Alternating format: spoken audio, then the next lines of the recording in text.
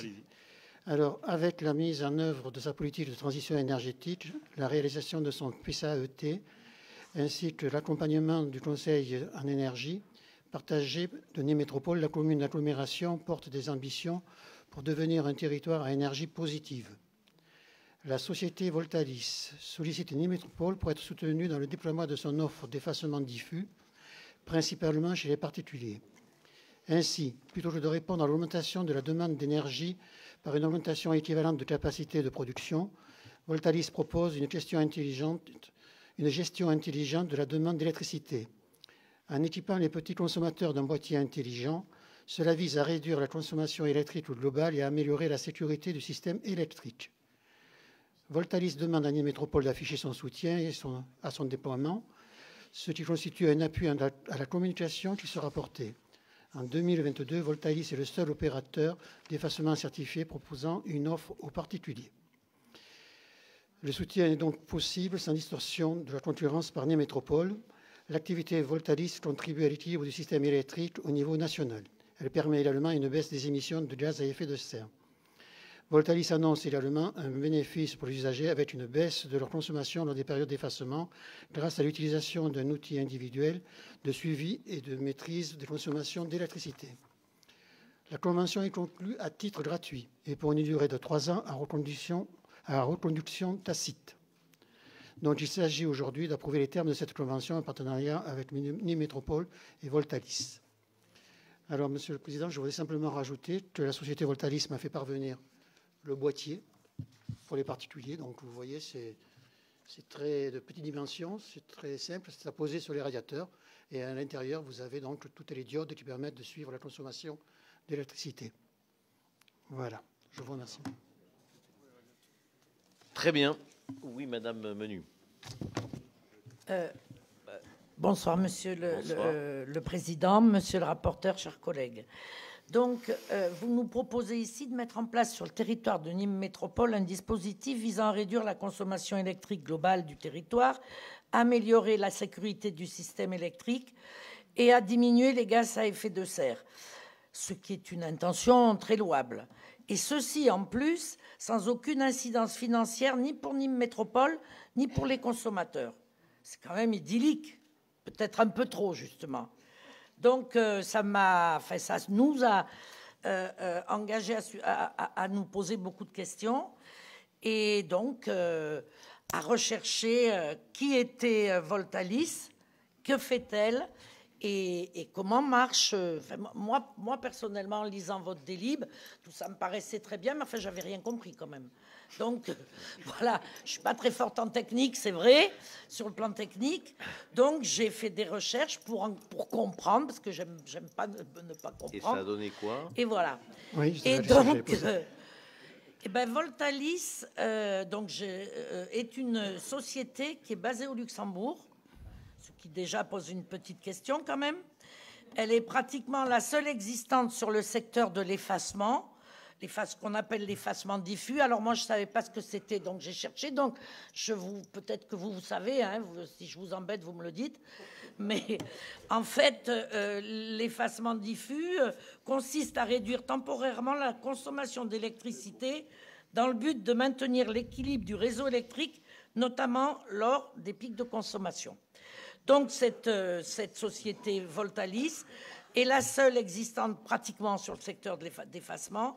Elle existe depuis plusieurs années, a déjà mis en place ce dispositif dans certains endroits de France dans le courant des années 2010. Ce qui est intéressant parce que, du coup, on peut prendre un petit recul sur ce qui a été fait, comment ça a marché. Donc, en fait, comme vous l'avez dit, monsieur, donc vous nous avez même montré le boîtier, les consommateurs seront équipés d'un boîtier connecté relié à leur compteur électrique. Et ceci afin de réduire la consommation électrique globale du territoire, mais aussi la consommation personnelle du consommateur et donc ses factures. Tout ça lors des périodes d'effacement diffus, puisque c'est Voltalis qui, du coup, coupe à des moments où les pics de consommation sont hauts, coupe le compteur du logement concerné. Et il les coupe pendant 15 à 30 minutes, à peu près. Voilà. Mais le problème avec les effacements, tels qu'on les a conçus et encadrés, que ce soit en France ou ailleurs, et que cela a donné lieu à un certain nombre d'abus, notamment s'agissant des effacements diffus. Bien qu'ils s'en défendent, les opérateurs d'effacement diffus se sont spécialisés dans la chasse aux subventions publiques massives qui ne disent pas forcément leur nom. Et en effet, la société Voltalis revendique le droit de revendre sur les marchés les kilowattheures qu'elle efface, mais sans avoir à les acheter au préalable. Quand même fort, hein? Bon. Alors, elle réclame une subvention très importante pour les kilowattheures qu'elle a effacés, à peu près le coût de production d'un kilowattheure, voire bien davantage. J'avais pris un exemple analogique, mais je ne vais pas le citer, ça sera trop long.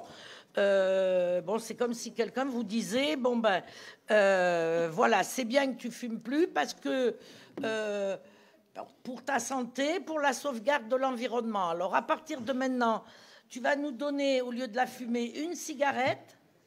Cette cigarette, on va la prendre, on va la vendre ailleurs. Ça aura fait que on aura sauvegardé un peu la planète et ta santé, mais on aura... Voyez le truc. Donc, moi, ça me pose quand même une grosse question. J'avoue mais que... c'est drôle, mais c'est vrai. J'ai lu ça sur des sites d'information et d'investigation très sérieux, hein, je vous assure. Je pense que vous avez un avenir tout tracé auprès d'Élise Lucet à envoyer spécial. Ah bon, ben... Mais parce que là, Maurice, tu veux répondre? Non, mais je vous jure non, que c'est simplement dire que je ne suis pas allé si loin dans la recherche de la société Voltalis et ses façons de procéder. C'est important quand même de comprendre qu'est-ce que c'est, pourquoi. Non, je ne critique pas, vous avez raison. Moi, ce que je vois, c'est que c'est un boîtier, je me suis arrêté là, c'est un boîtier qui est mis à la disposition des particuliers qui peuvent faire éventuellement des économies et aussi une action civique en essayant de diminuer la consommation au moment où... je ne doute pas que c'était louable, c'est ce que j'ai dit, l'intention était louable, mais quand on regarde tout ça, je me suis dit, mais dans quoi on s'embarque, hein? Parce que, quand même, l'autre grand gagnant de l'effacement, c'est le gestionnaire du réseau public de distribution d'électricité, ERDF. Il évite ainsi de lourds investissements lui-même pour remettre le réseau à niveau. Je vous répète que j'y connais pas grand-chose en technique, mais que quand même, ça valait le coup de fouiller. J'en suis parvenu. Bon. D'ailleurs, ERDF sous-investit dans le réseau depuis des années, et ce n'est pas faute d'argent quand on voit le montant. Ils se foutent de moi, hein. Non, mais attendez. Monsieur le Président, M. Chabert a peut-être une enquête complémentaire. Non. Complément d'enquête. Déjà, une entreprise qui travaille... Non, mais maintenant, je voudrais vous citer les avis des consommateurs. Non, mais... Quand même. Non, mais attends. Moi, je pense, de toute manière, on nous demande de cautionner un produit d'une entreprise qui est basée au Luxembourg et qui ne paye pas d'impôts en France. Ça. Déjà. Oui. On va cautionner quoi? Un boîtier qui va vous dire, tout simplement, par des LED, soi-disant que vous consommez trop. Mais est-ce que vous regardez vos appareils de chauffage quand vous n'êtes pas chez vous et que vous chauffez? Non. C'est bidon. Effectivement, c'est touché. Non, mais on demande de cautionner un produit qui apporte rien, en fait. Non, mais attendez, il faut être réaliste. Vous rigolez, mais... Non, mais... non, mais... Maurice va intervenir. Président, mais peut-être qu'il faudrait la retirer, non, Monsieur le Président. Président. Vous avez...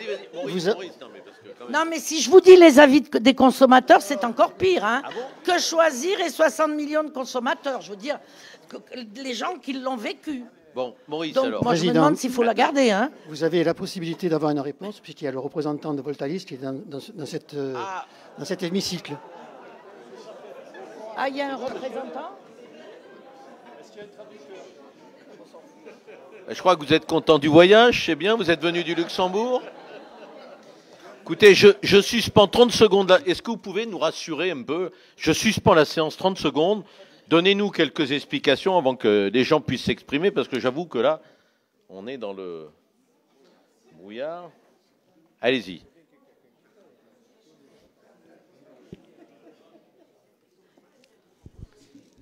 Merci. Bonjour à tous et à toutes. Je reste ici, c'est bon? Non, mais Non, venez là devant nous et adressez-vous à la... Vous avez vu que nous avons des conseillers communautaires qui travaillent et qui recherchent un peu. Ça va même très loin. Je me présente, du coup,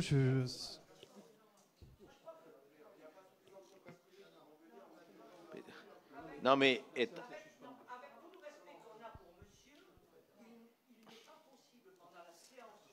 J'ai fait une interruption. Simplement, je veux que les gens, avant de voter, puissent avoir quelques informations.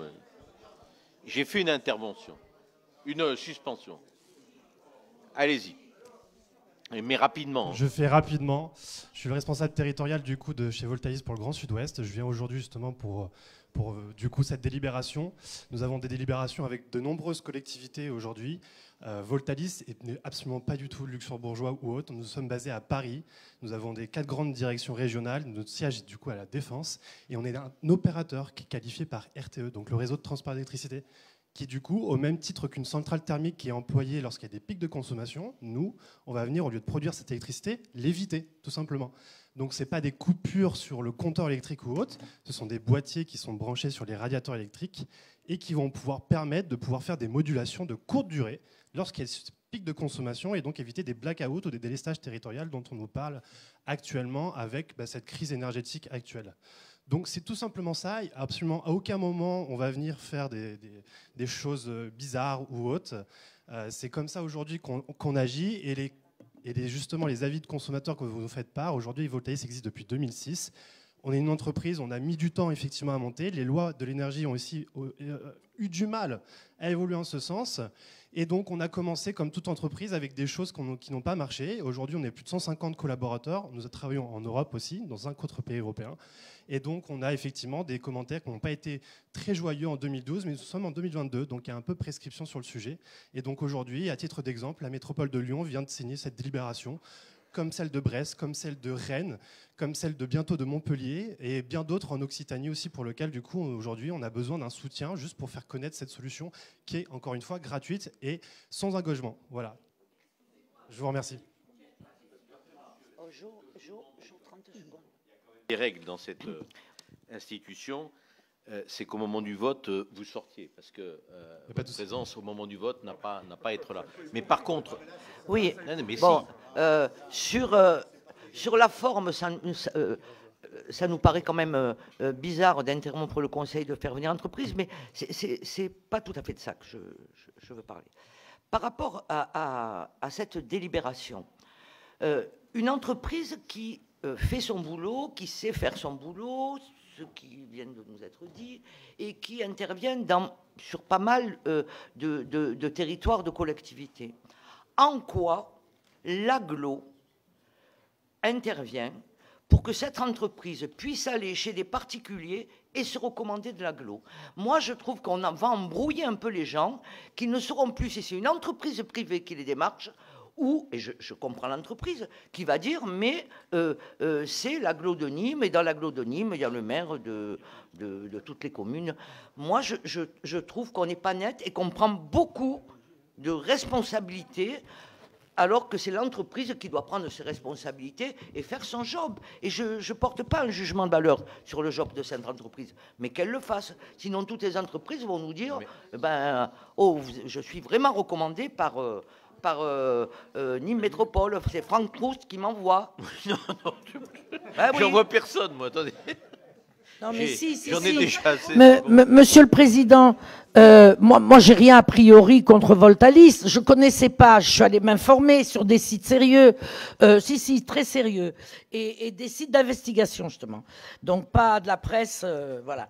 Bref, est-ce le rôle d'une collectivité, Monsieur le Président, de favoriser ainsi une entreprise commerciale sur laquelle quand même des doutes existent? Voilà, au niveau... Après, je ne remets pas en question, peut-être que vous avez évolué depuis le temps, etc. C'est pas à moi d'en juger.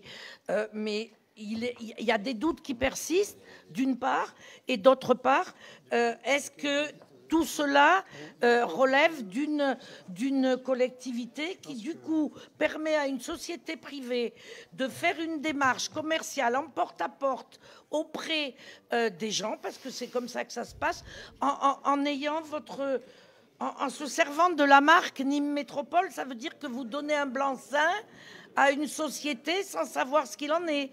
Et que c'est quand même, pour les consommateurs, c'est un laissez-passer de taille et de véracité. Et moi, ça me gêne. Je ne crois pas que ce soit le rôle d'une collectivité territoriale. Voilà, j'irai pas plus loin. Les avis de consommateurs, pour ceux qui les veulent, je peux les prêter, les donner même. Et voilà, merci. Je peux vous demander de quitter les lieux. Je vous remercie. Le débat va se poursuivre. Non, mais... Ouais. Oui, je vais la rouvrir. Mais je vais la rouvrir une fois que monsieur est...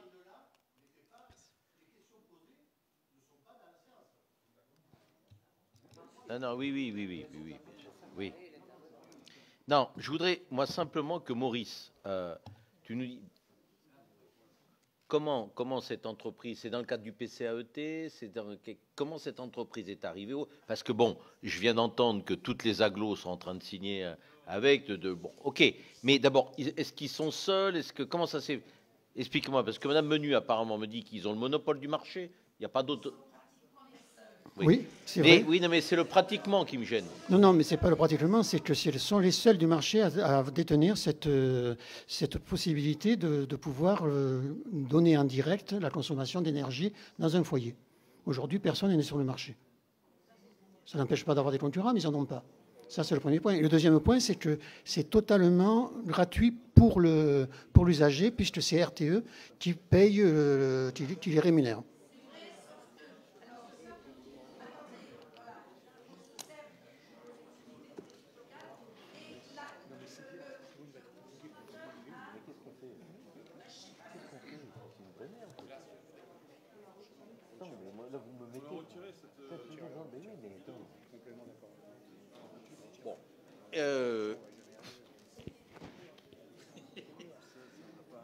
Et Hélène, et puis je vais prendre une décision. Vas-y, Hélène.